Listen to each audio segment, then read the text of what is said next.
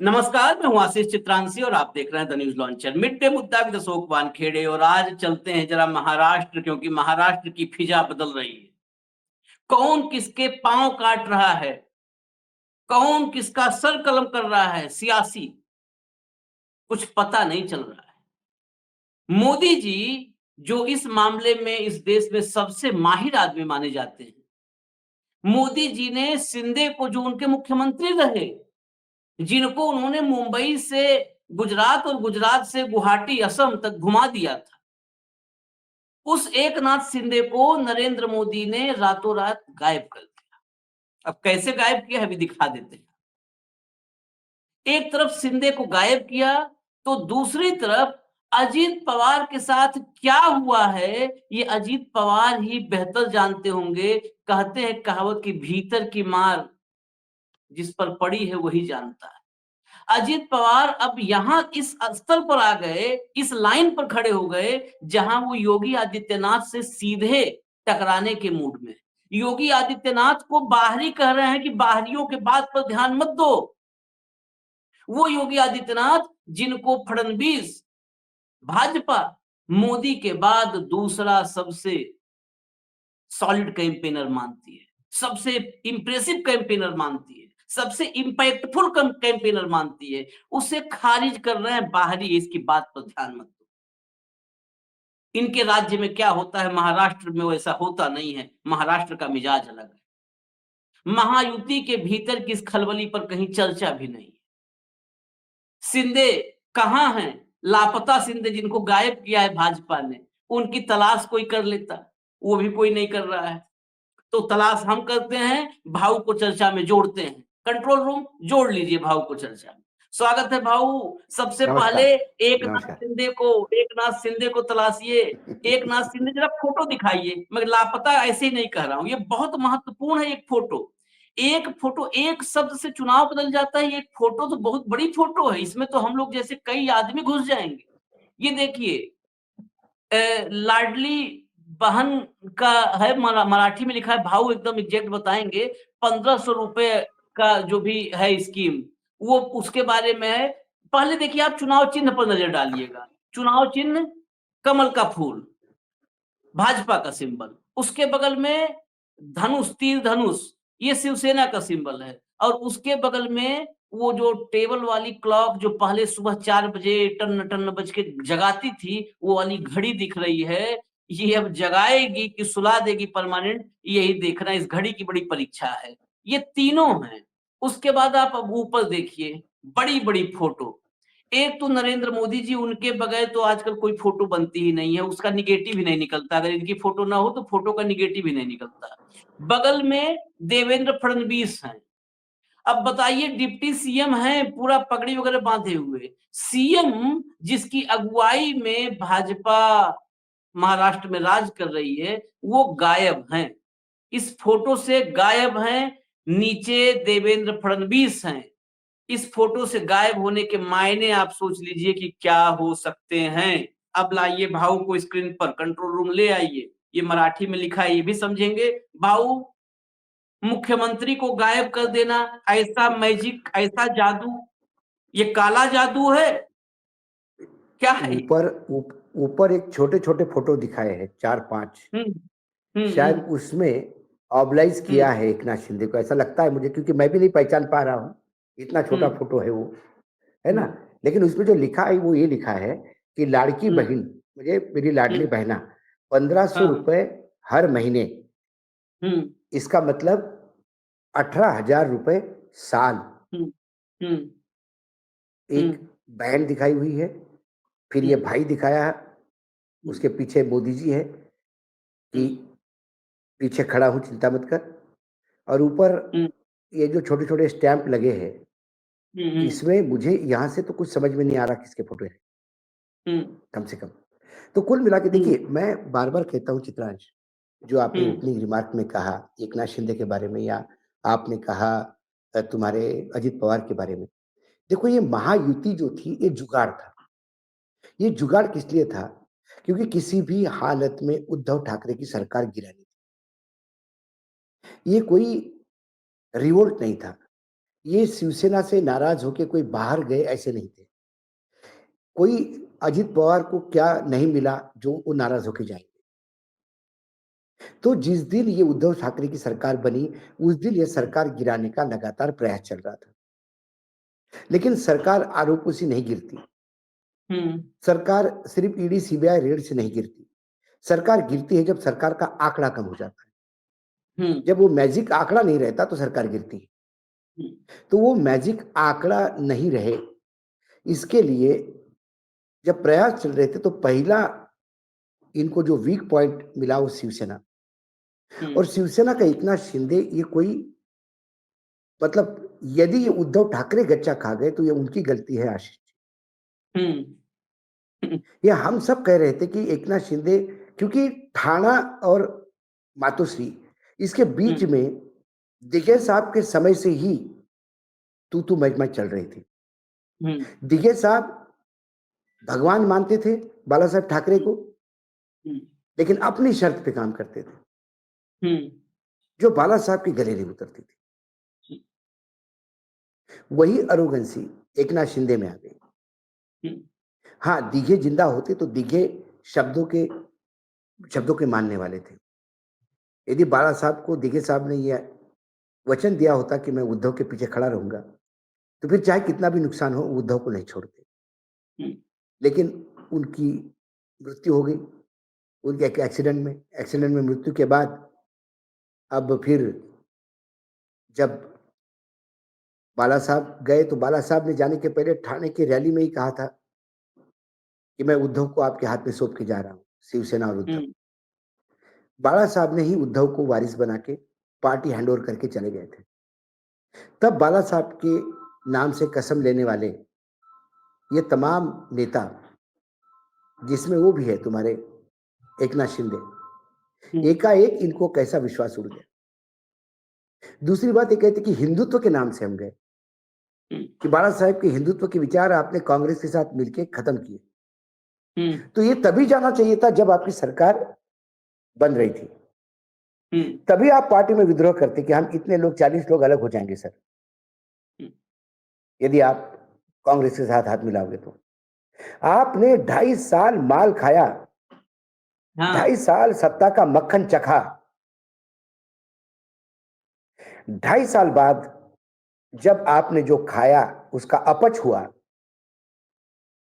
ED CBI पीछे लग गई, तो उस डर के मारे अपनी चमड़ी बचाने के लिए, जेल में जाना ये बचाने के लिए ये सारे लोग बीजेपी गए, बीजेपी के साथ हो लिए। ये कोई विचारधारा के चक्कर में नहीं आए। वही अजित पवार का हुआ। अजित पवार भी मुख्यमंत्री, उसको मालूम था कि मुख्यमंत्री ऑलरेडी है वहां पे, जाके उप मुख्यमंत्री ही बनना है। नहीं जाते तो जेल जाते। ये वो डरपोक कौम है कि जिन्होंने पैसा तो खाया, बोलते हैं कि हमने कोई करप्शन नहीं किया, तो फिर डर किस बात का। दूध का दूध पानी का पानी हो जाता। कुछ महीने जेल में रहते, उसके बाद कोर्ट में केस जाती, अनिल देशमुख जैसे आप पाक साहब निकल आते। लेकिन ना, ये चले गए। अब ये गन पॉइंट पे आए हुए लोग जिस दिन, देखिए सांप आप गर्दन से पकड़ते हैं, जो स्नेक कैचर होते हैं, सांप पकड़ने का प्रशिक्षण मिलता है बाकायदा, उन्हें सर्प मित्र कहा जाता है। किसी घर में सांप आए तो वो सांप पकड़ता है और जंगल में जाके छोड़ता है। तो उस सांप को बचाने वाला सांप मित्र ये जानता है कि जिस दिन सांप मेरे उंगलियों से उसकी गर्दन छूट गई, सबसे पहले उसी को काटेगा। ये जानता नहीं सांप, ये मुझे यहां से इसलिए पकड़ के लेके जा रहा है कि मुझे ये जंगल में सुरक्षित छोड़ रहा है, मेरी जान बचा रहा है। लेकिन जैसी गर्दन छूटी, क्योंकि सांप के न चाहते हुए वो गर्दन पकड़ता है, सांप उसको हमलावर मानता है। तो गर्दन छूट गई कि सांप को चांस मिला, वो छोड़ेगा नहीं। तो ये जो दोनों दल उठा के लाए हैं, ये गन पॉइंट पे आए हैं। ये जिस दिन गन पॉइंट से निकल जाएंगे, सबसे पहले स्ट्राइक इन पे करेंगे कि तुमने हमको गन पॉइंट पे लाया था। इसलिए ये जो सर्प मित्र है, जो पकड़ा है सांप जिसने, वो जानता है इनको जंगल में ही छोड़ने का टाइम आया है, तो अभी छोड़ने की पारी है। इसलिए एकनाथ शिंदे को माइनस किया जा रहा है धीरे धीरे। एकनाथ शिंदे का नाम नहीं लिया जा रहा है, और अजित पवार के साथ तो अजीब स्थिति हो गई। अजित पवार का टिकट, अजित पवार ने इसको मलिक को टिकट दिया, और उसके खिलाफ शिंदे ने आदमी उतारा। हाँ। और भाजपा कहती है कि हम शिंदे के आदमी के लिए, तब महायुति नहीं रहेगी वहां पे। इसलिए मैं जुगाड़ की महायुति कहता हूं, कोई विचारधारा की महायुति नहीं है, महाराष्ट्र का भला करने की महायुति नहीं है ये। मलिक के ऊपर आरोप है, सिद्ध तो नहीं हुए ना। प्रधानमंत्री के मंत्रिमंडल में कितने मंत्री हैं जिन पे आरोप है? आपके कैबिनेट में आरोपी मंत्री हो सकते हैं, और अजित पवार के पार्टी से उम्मीदवार नहीं होता। ये कौन सा रूल है भाई? क्योंकि नवाब मलिक नहीं चाहिए आपको। अजित पवार ने जो स्टैंड लिया कि नवाब मलिक संकट, मतलब जब स्प्लिट हुआ तो नवाब मलिक मेरे साथ आए, उनका ख्याल रखना मेरा काम है, उनको टिकट देना। उनके बेटी को भी टिकट दिया, उनको भी टिकट दिया। अब बीजेपी उसका विरोध कर रही है। लेकिन ऐसा अजित पवार भी 4 लोगों का विरोध करे तो क्या मिलेगा अजित पवार को? एक मेरे मन का एक भ्रम है, एक संदेह है। आज जब चर्चा आ रही है कि गायब करने, निपटाने का पूरा खेल, कौन किसको निपटा रहा है, बीजेपी शिंदे को निपटा रही है, बीजेपी अजित पवार को निपटा रही है, अजित पवार और शिंदे मौका तलाश रहे हैं, इस सब के बीच एक मेरे मन में संदेह है कि कहीं ऐसा तो नहीं है कि मैच फिक्सिंग हो पीछे। क्यों ये संदेह पैदा हुआ, उसकी वजह, जिस सीट की आपने चर्चा की, मानखुर्द शिवाजी नगर, उस सीट पर नवाब मलिक अजित पवार के सिंबल पर आखिरी दिन आ जाते हैं। बेटी को, सना मलिक को अपनी सीट अणुशक्ति नगर देते हैं। आखिरी दिन 2 नामांकन लेते हैं, एक निर्दलीय और एक के लिए होता है कि सिंबल मिल सकता है, और आखिर में अजित पवार सिंबल दे देते हैं। वो सीट जहां पर अबू आजमी का कब्जा है, गढ़ है अबू आजमी का, इसलिए फिक्सिंग पर डाउट होती है। कहीं अच्छा शिंदे का प्रत्याशी आ गया मैदान में, कहीं ऐसा तो नहीं कि ये सब एक दूसरे की, क्योंकि कुर्बानी देने के का काम भाजपा का कभी नहीं होता है, साथ ही कुर्बानी देते हैं। कहीं ऐसा तो नहीं कि अजीत पवार भाजपा के लिए कुर्बानी दे रहे हैं क्योंकि मुस्लिम वोटों के डिवीजन होगा। नवाब मलिक भी मुसलमानों में एक डोमिनेटिंग फेस है, अबू आजमी है ही, दोनों आपस में भिड़ेंगे और एक ऐसा आदमी जिसका कोई नहीं, न 3 में न 13 में वो जीत करके निकाल ले जाए। पहला डाउट की वजह, जो पॉइंट्स मेरे दिमाग में। दूसरा डाउट, अजीत पवार शरद पवार के अपमान पर खड़े हो जाते हैं, शरद पवार के जैसा चेहरा महाराष्ट्र की शक्ल बना देंगे, उस पर भड़क जाते हैं, तमा जाते हैं, नहीं ये नहीं बर्दाश्त करूंगा। योगी आदित्यनाथ घूम घूम के अपने नफरती भाषणों को परोस रहे हैं, बटोगे तो कटोगे, उस पर कहते हैं बाहरी है, महाराष्ट्र की संस्कृति है, सद्भाव, सांप्रदायिक सद्भाव की। जब आपको इतना सारा ज्ञान है, इतना सारा ज्ञान है, तो आप समुद्र मंथन में विष वाला मटका ले क्यों घूम रहे हो? जाओ, जब सारा ज्ञान है, विष और अमृत का फर्क पता है, तो अमृत के चुल्लू पी लो, जाओ उधर। ये उसका रीजन बता दो। मानखुर्द शिवाजी नगर, ये जो इनके बयानबाजी, ये कई बार लगता है कि मैच फिक्सिंग है कि तो अजीत पवार तुम कुर्बानी दो, तुम्हारे पास और कुछ नहीं है कुर्बानी के सिवाय। नहीं, ऐसा उसमें ऐसा है, देखिए बात बड़ी क्लियर है। नवाब मलिक अपने बेटी को टिकट चाहते थे, ये पहली बार नहीं हुआ। शरद अजित पवार अपने बेटे को टिकट चाहते थे, पत्नी को राज्यसभा भेजा। सुनील तटकरे अपने बेटी को टिकट देते हैं, आशीष शेलार अपने भाई को टिकट देता है। हाँ। सब दूर रिलेटिव सकते, तो फिर मैंने भी क्या गलत किया? मैं भी एक कद्दावर नेता हूँ। तो मेरी बेटी को टिकट, बेटी बहुत पहले से मेहनत कर रही थी, तो बेटी को अपनी कॉन्स्टिट्यूंसी संभाल ली और खुद एक दूसरे कॉन्स्टिट्यूंसी में आए। जहां तक यदि ये सोच के आए होंगे कि मुस्लिम के वोट डिवाइड करेंगे, तो वो मूर्खतापूर्ण काम। उस कॉन्स्टिट्यूंसी में मुस्लिम अबू आजमी के साथ है और वो इंडिया गठबंधन का साथी है, इसलिए साथ है, हम्म मुस्लिम कांग्रेस के साथ है। हम्म मुस्लिम का वोट एक ही जगह बट सकता है, हम्म वो इसलिए क्योंकि वो जो संभाजीनगर मराठवाड़ा का एरिया है, हम्म मराठवाड़ा का जो मुसलमान है वो अपने आप को हैदराबाद से नजदीक मानता है, हम्म वो दिल्ली के मुसलमानों को नजदीक नहीं मानता। हम्म तो हैदराबाद का ओवैसी जो है वो उनका लीडर है, इसलिए लोकसभा में भी संभाजीनगर में हम्म ओवैसी के आदमी खड़े थे, हम्म शिवसेना का आदमी खड़ा था, और दूसरे शिवसेना का उद्धव का भी आदमी खड़ा था। हम्म उद्धव का आदमी जीत जाता, वह एकनाथ शिंदे का आदमी जीता सिर्फ इस वजह से कि मुसलमानों का एक मेजर पोर्शन ओवैसी लेके गया। तो ओवैसी ने जो प्रॉमिस किया था बीजेपी को, शायद किया होगा, हम्म वो अदा किया, हम्म हम्म क्योंकि ओवैसी भी जानता था कि मुस्लिम वोट स्प्लिट होगा, इंडिया गठबंधन को जाएगा, इसलिए उनका कैंडिडेट हारा। जो सिटिंग एमपी था शिवसेना का, जीत जाता उद्धव का, लेकिन वोट स्प्लिट हुआ, हम्म वहां वो खेल हुआ। वो खेल मुंबई में नहीं हो सकता, हम्म मुंबई का मुस्लिम ओवैसी के नजदीक नहीं है।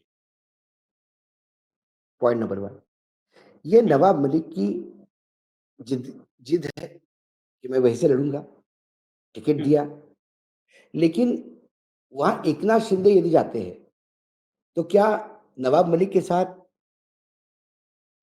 अजित पवार के वोट नहीं जाएंगे? हम्म नवाब मलिक को सिर्फ मुसलमानों की वोट मिलेंगे, अजित पवार के वोट नहीं मिलेंगे। हम्म तो सिर्फ अजित पवार के वोट नवाब मलिक को मिलेंगे, तो फिर महायुति किसके भरोसे है? एकनाथ शिंदे सिर्फ अपने वोट के भरोसे और बीजेपी के भरोसे। हम्म दूसरी बात, जिस हिसाब से अजित पवार पे हमले हो रहे हैं हम्म एकनाथ शिंदे के लोगों द्वारा, अजित पवार को बोला गया कि इनके साथ कैबिनेट में बैठता हूं तो बाहर आके मुझे उल्टी जैसा लगता है। हम्म जो अजित पवार का राइट हैंड है, जो नंबर 2 पोजीशन पे वर्चुअली है पार्टी में, सुनील तटकरे, जो हम्म अध्यक्ष है महाराष्ट्र के हम्म अजित पवार की पार्टी के, उनको कैंसर बता दिया, हम्म महायुति का कैंसर है। तो ये हमले नौटंकी नहीं है, ये साजिश और प्लानिंग नहीं है। हम्म अजित पवार जब महायुति ज्वाइन की तब भी अजित पवार लगातार एक बात को अपने भाषणों में कहते आ रहे हैं कि मेरा सेक्युलर विचारधारा मैं छोड़ूंगा नहीं। हम्म मैं सत्ता में साथ में हूं, लेकिन मैं सेक्युलर विचारधारा छोड़ूंगा नहीं। हम्म जब बटेंगे तो कटेंगे, क्लियर कट ध्रुवीकरण के लिए योगी आदित्यनाथ आए, तब अजित पवार ने कहा जब इतनी तलवारें खींची गई हैं तो मुझे भी खुल के बोलने दो। उसने कहा कि अंबेडकर, फुले, शाहू महाराज का महाराष्ट्र है, हम्म यहाँ सब मिलके साथ में रहते हैं। आप यूपी की तुलना महाराष्ट्र से मत करिए, मेरे यूपी में हो, मेरे यूपी में हो, हमारी तासीर ही अलग है, और हम बाहर वाले के कहने में आएंगे भी नहीं। अजित पवार, अब लोग सोचेंगे, दर्शक सोचेंगे कि फिर अजित पवार महायुति में क्यों है? हम्म वो इसलिए कि अजित पवार जाएंगे कहाँ, हम्म ये लाख टके का सवाल है। हम्म अजित पवार जाएंगे कहाँ? अजित पवार इंडिपेंडेंट अपने बलबूते पे महाराष्ट्र में चुनाव नहीं लड़ सकते, ईडी इनकम टैक्स लड़ने भी नहीं देगी। हम्म महाराष्ट्र में ऐसा कोई फैक्टर नहीं है कि जिसके साथ अजित पवार मिलने से एकदम वजन बढ़ जाएगा। महाराष्ट्र में कौन है? बच्चू कडू है, महाराष्ट्र में जरांगे पाटिल चुनाव से बाहर हो गए हैं, हम्म महाराष्ट्र में शेट्टी है, ये एक एक जिले में छोटे छोटे पॉकेट है। बच्चू कडू अमरावती जिले में 2 पॉकेट में, ये हातकंगला कोल्हापुर के आसपास छोटे पॉकेट में। ऐसा पूर्ण महाराष्ट्र व्यापी ऐसा कौन सा पक्ष है जिसको ये चला जाए तो खाने का स्वाद बढ़ जाए? तो हम्म मजबूरी में इसको थाली में रहना है। कई बार हम नमक लेते हैं, लेकिन खाना बनाने वाला अच्छा हो तो नमक की जरूरत ही नहीं पड़ती। हम्म तो खाना खाने के बाद उस बचे हुए नमक को हम ऐसा हाथ से रगड़ लेते हैं कि ऑयली खाना हो तो तेल-वेल। तो ये स्वादानुसार नमक के हिसाब से थाली में थे। खाना स्वादपूर्ण था, खाना खा लिया, अब नमक का क्या करें? तो नमक अब हाथ को मल के धुल जाएगा। हम्म। उन्होंने ये इस तक कह नमक दिया के कि मेरे मेरे हाँ, उनको ये भी पता पड़ गया कि शायद मलिक के ही केस को लेकर हो सकता है प्रधानमंत्री अमित शाह बारामती नहीं आए।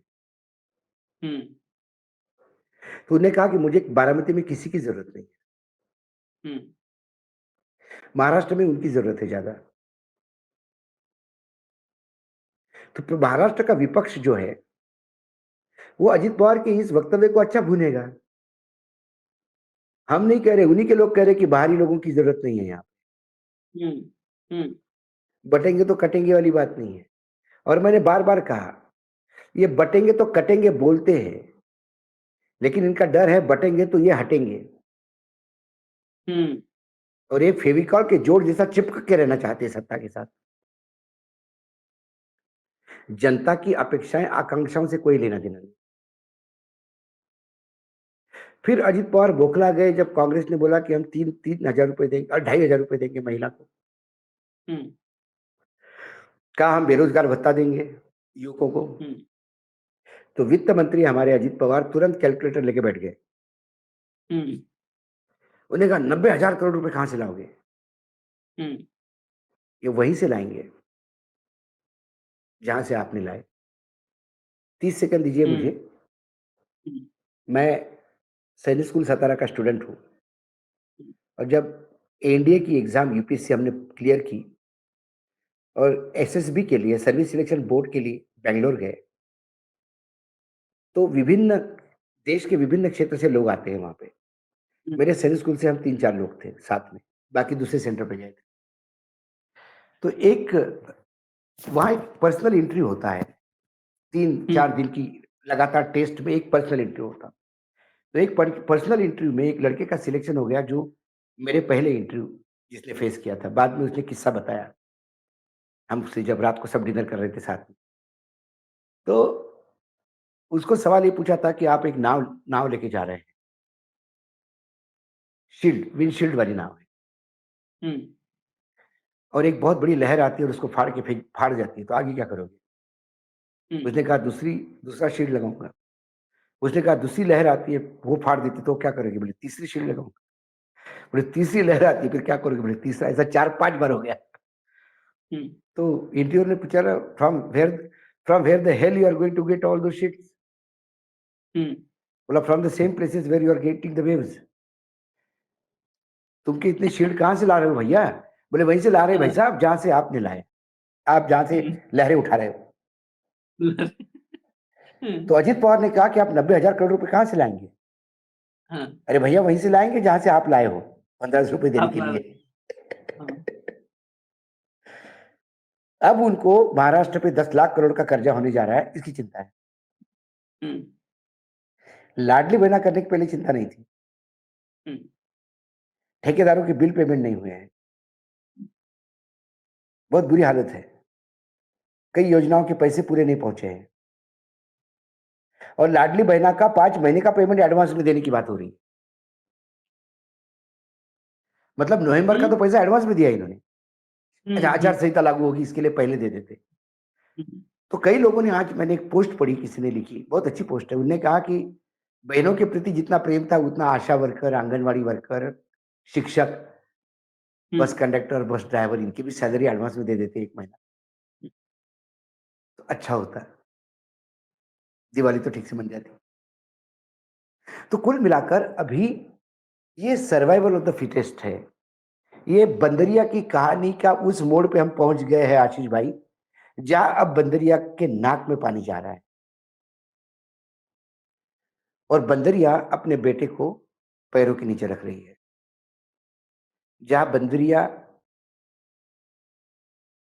एकनाथ शिंदे के रूप में है, मैं एकनाथ शिंदे को हम्म। बंदर नहीं कह रहा हूं, माफ कीजिए, हम्म। एक सिर्फ उदाहरण दे रहा हूं। हम्म। हम्म।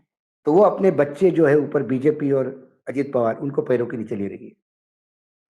जहाँ बीजेपी है बंदरिया के रूप में, उसके बच्चे जो है एकनाथ शिंदे और अजित पवार, अब उनको पैरों के नीचे ले रही है।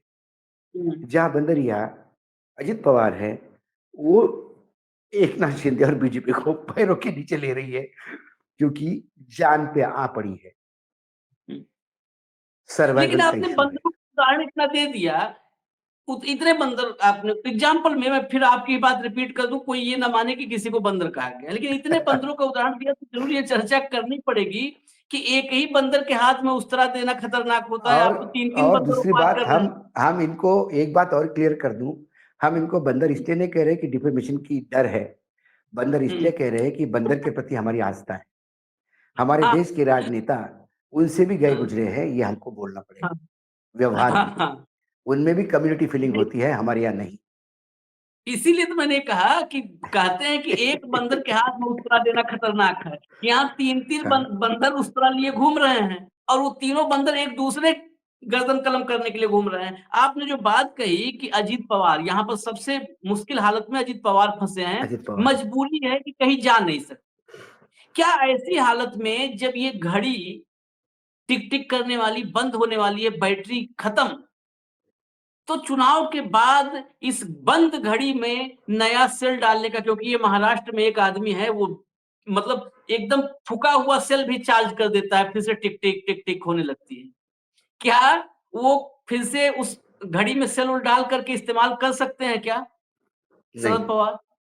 हम्म, नहीं, हम्म, शरद पवार के पास अब जो सेल है, उनको हम्म, पता है घड़ी इतनी बिगड़ गई है कि उसमें सेल हम्म, डाल गया तो सेल कई बार, याद है आपको, ओवर यूज करने के बाद सड़ जाता है वो, एसिड हाँ, छोड़ता है, उससे घड़ी जल जाती है। लिक्विड हो जाता है पूरा। हाँ। हाँ, तो ये घड़ी अब जली हुई है, अंदर से स्प्रिंग जल हम्म, गए, गल गए, हम्म, या आवाज भी नहीं कर पा रही सही, टाइम भी नहीं बता पा रही सही है।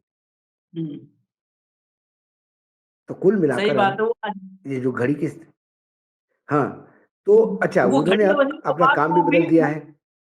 अजीत पवार को उनका टाइम नहीं बता पा रही है वो घड़ी अब, वो कि टाइम कितना बुरा घड़ी अब है। अजीत पवार का टाइम नहीं बता पा रही है, सही है का गलत है।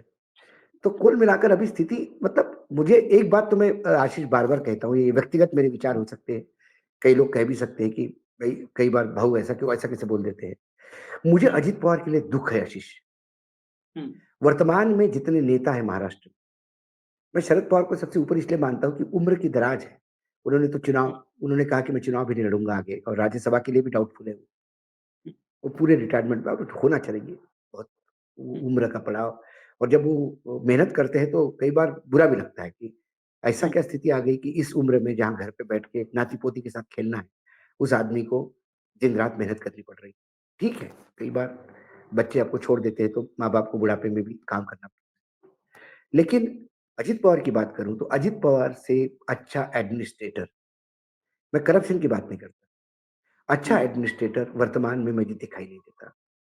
ये जितने भी यंग लॉट है, मतलब अजित पवार के साथ यदि आप एकनाथ शिंदे वाली टीम पकड़ लो, या देवेंद्र फडणवीस वाला ये कह लो, जिसकी अधिकारियों पे पकड़ हो, जो अधिकारियों से काम करना जानता हो, हम्म, जिससे कार्यकर्ता बेहद खुश हो, क्योंकि वो लॉलीपॉप नहीं देते, हाँ या हम्म, ना में 2 मिनट पे 2 टुक जवाब होता है, ये हम्म, होता रहे, ये नहीं होना, that's it, there is no appeal. सोच समझ के बोलता है, आकलन है, मंत्रालय जानता है, एडमिनिस्ट्रेशन जानता है। वो आदमी ऐसा बहता चला गया, खुद का तो नुकसान कर ही दिया, शरद पवार को इस उम्र में भी मेहनत करने के लिए मजबूर किया। लेकिन ये सब करने के बाद उनका भी भला होता तो मुझे अच्छा लगता, वो मुख्यमंत्री बनते तो चलो। हम्म, आदमी ने इतने सारे गलत काम किए, लेकिन जिसके लिए जन जन चाहता था जीवन में बन गया, वो भी नहीं बन हम्म, पाया, हम्म, हम्म, और अब राजनीतिक संन्यास की तरफ जा रहा है। तो कभी भी मैं, हर आदमी के अच्छे पहलू होते हैं, बुरे पहलू होते हैं।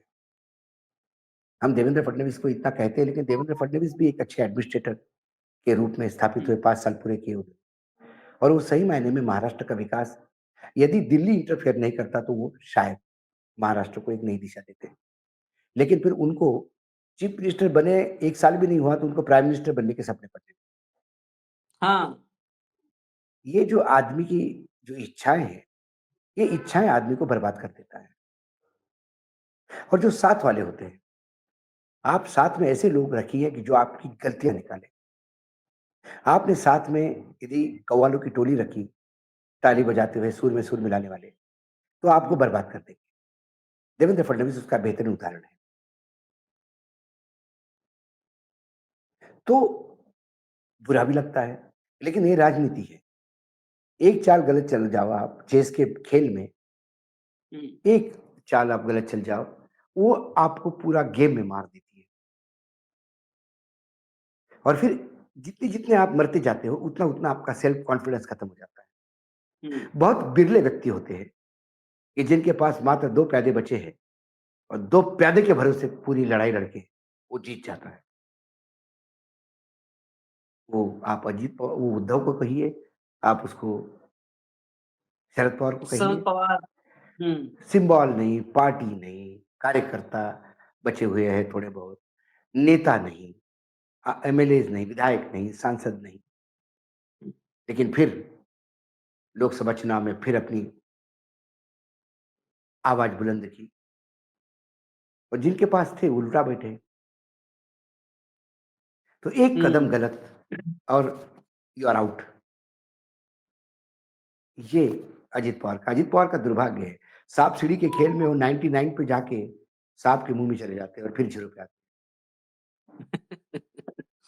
खैर, कई बार क्या होता है कि आदमी ओवर कॉन्फिडेंस में अपने आप को ज्यादा काबिल मान करके भी सांप के मुंह में चला जाता है। एकनाथ शिंदे गायब हो रहे हैं, अजित पवार फंसे हैं। मुकाबला ऐसे दो टीमों में है, बड़ा अंत में कंक्लूड भाव ने जबरदस्त किया कि जिन एक वो सेना है जिनके पास कोई नहीं है, न फौज है, न सेनापति है, एक अकेला आदमी है, एक अकेला छत्रप कह लीजिए मराठी में कि छत्रप अकेला छत्रप है जो लड़ने के लिए उठा लिया है अस्त्र शस्त्र और मैदान में है। उद्धव को कह लीजिए, शरद को कह लीजिए। दूसरी तरफ वो सेना है जहां पर चाणक्य भी, स्वयंभू चाणक्य भी दिल्ली में बैठा है। दुनिया का सर्वाधिक लोकप्रिय नेता और अविनाशी भी दिल्ली में बैठा हुआ है। उसके साथ राजीव कुमार भी है, उसके साथ ईडी, सीबीआई, आईटी भी है, सब कुछ। ये युद्ध बड़ा रोचक है। इसमें से अभी कुछ लोग पोस्टर से गायब हुए हैं। नतीजे आने के बाद हो सकता है सियासत से गायब होना पड़े। अजीत पवार को लेकर के कई बार राजकीय संन्यास की आशंका भाव ने जताई दी, तो हो सकता है राजनीति से गायब होना पड़े। चलते चलते एक बात जरूर ये दर्शकों के लिए है, महाराष्ट्र के जो बटेंगे कटेंगे पर भाव ने कहा ना कि ये अजीत पवार ने कहा है कि ये महाराष्ट्र में नहीं सूट करेगा।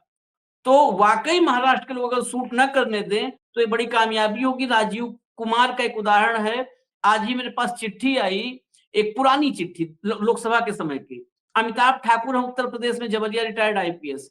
उन्होंने जो काशी विश्वनाथ ट्रस्ट है बनारस में, उसके सोशल मीडिया अकाउंट पर मोदी की फोटो लगी थी। वो औचित्यपूर्ण नहीं था कहीं से भी।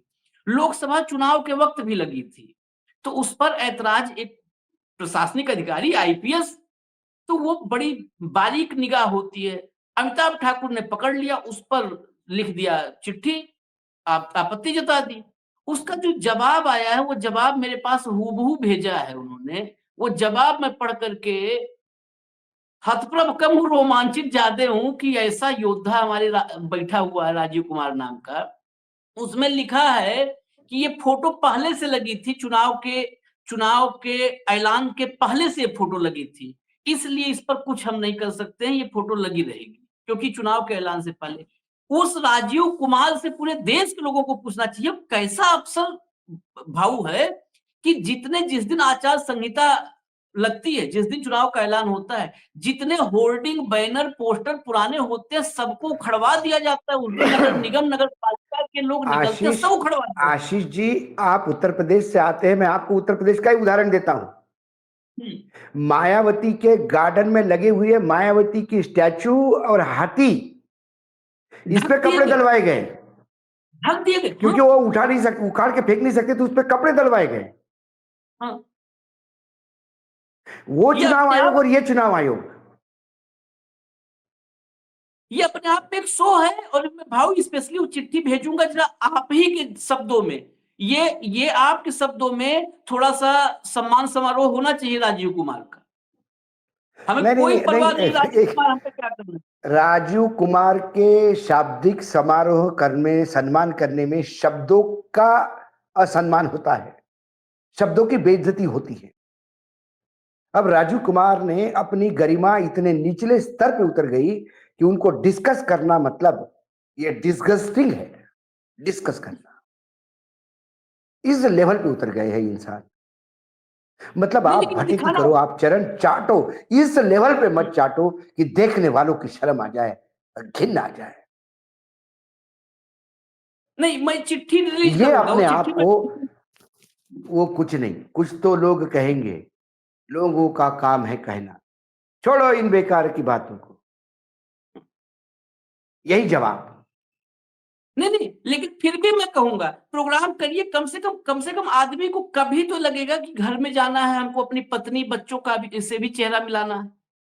हो सकता है कभी लगे कि हम चेहरा नहीं मिला पाएंगे, कभी तो लगेगा, और नहीं लगे तो कोई बात नहीं, जनता की नजरों में कम से कम ऐसे आदमियों को बार बार बेनकाब नहीं नहीं, करना चाहिए, नहीं बार नहीं, बार। इनको तो बार बार नकाब करेंगे, हम भाषणों में भी इसका जिक्र करेंगे। अच्छा आपने पॉइंट बताया, हम्म, वो दोनों पत्र मुझे हम्म, भेज दीजिएगा, अच्छा लगेगा मुझे, देखिए।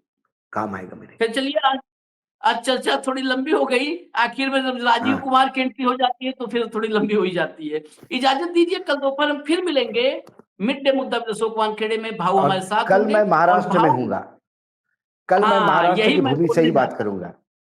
हाँ यही मैं कहने जा रहा था कि कल से महाराष्ट्र में होंगे भाऊ, और महाराष्ट्र में बहुत सारी राजनीतिक धाराओं की चर्चा होगी, वो धाराएं धारावी तक जाएंगी, ये भी हम आपको बता दे रहे हैं। तो सारी धाराएं, सियासी धाराएं जाएंगी धारावी तक। इजाजत दीजिए, न्यूज लॉन्चर देखते रहिए। धन्यवाद भाऊ, नमस्कार। नमस्कार।